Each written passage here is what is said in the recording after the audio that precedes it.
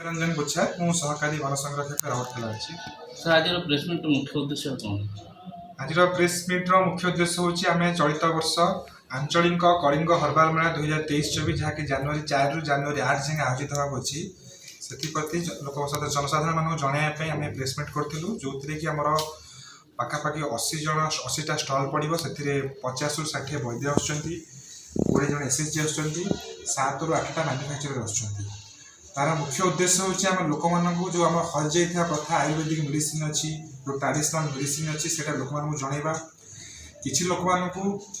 आमर जो नॉलेजटा कमी जाऊँ धीरे धीरे जोटा हजि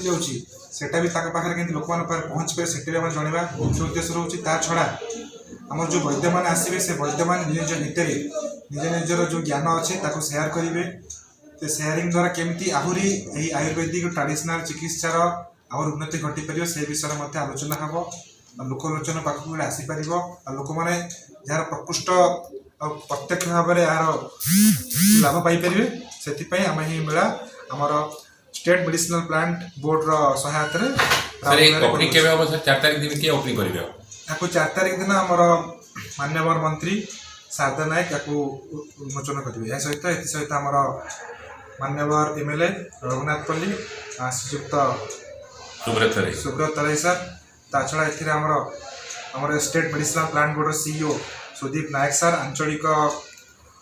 चीफ कंजर्वेटर ऑफ फॉरेस्ट जी अच्छा डॉक्टर अरुण मिश्र सर और डीएफ राउरकेला उपस्थित।